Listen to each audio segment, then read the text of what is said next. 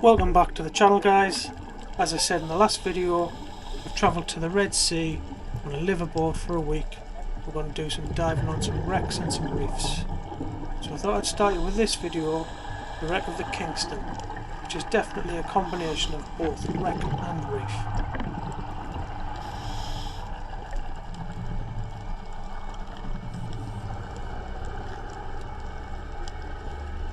So the Kingston is a popular destination for scuba divers, as it's very shallow and very accessible, with depth ranging from 10 to 20 metres.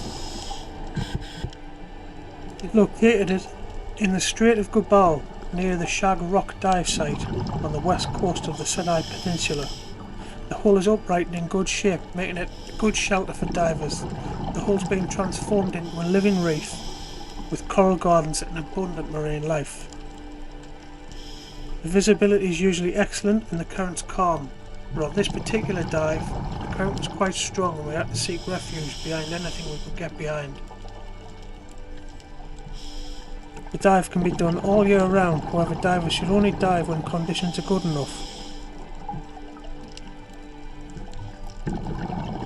The best way to get to the Kingston is on the Northern Red Sea liveaboard itinerary, like the one we're on. Day trips from Sharm el Sheikh are also possible, but the trip each way takes about 3.5 hours.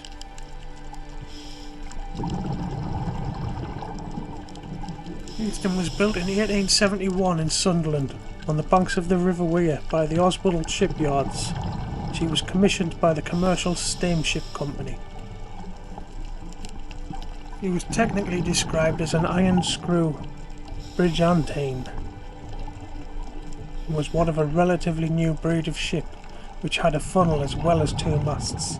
Powered by a single 2-cylinder compound steam engine, Kingston was capable of a top speed of 11 knots. It was a general cargo ship, measured 78 metres long, 10 metres wide and had a draft of 6 metres, with a gross tonnage of 1,449.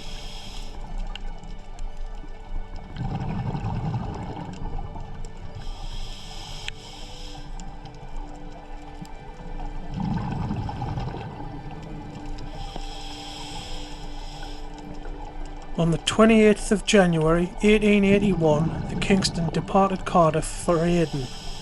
The ship cleared Suez on the 20th of February, and the captain personally supervised the navigation of the Straits of Suez. As the hours passed, he did not ask any of his officers to check his calculations and bearings. Consequently, he had made a mistake when trying to determine the ship's correct position. By the 22nd of February 1881, the ship had become much further east than was realised. Finally thinking he'd safely cleared the Gulf of Suez, the captain left the bridge and retired to his cabin. Within a short time, however, the ship ran aground on Shag Rock. The passing ship agreed to send help from Suez, but as they waited, the ship became down by the stern and she slowly sank against the reef. The crew battled to keep her afloat, but it was a lost cause. On the second day, the crew took to the lifeboats and the Kingston sank later that day. So shallow was the water that the ship's bow and masts remained visible from the surface. The lifeboats tied to the masts as captain waited to be rescued. The Kingston was declared a constructive total loss on the 28th of February 1881.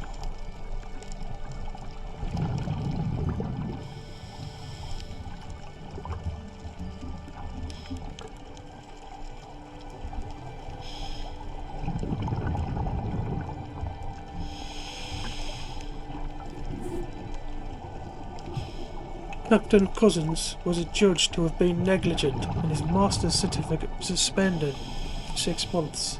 He was then given command of the Harvest in October 1881 and promptly ran her aground on 3 occasions. After receiving a very stern warning from the ship's owners, he promptly settled down to complete a full career at sea without any further mishap.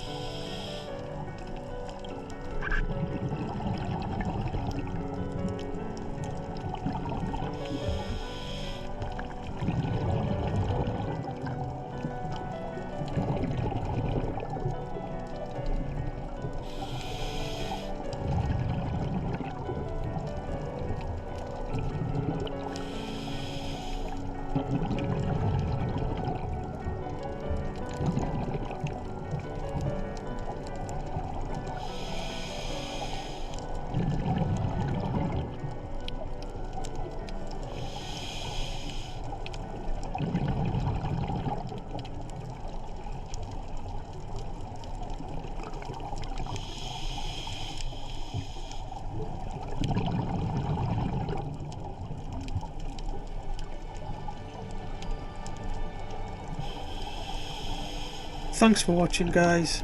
If you've got this far, like I always say, like and subscribe, leave a comment down below, and I'll see you next week where I'll take you to the SS Dunraven.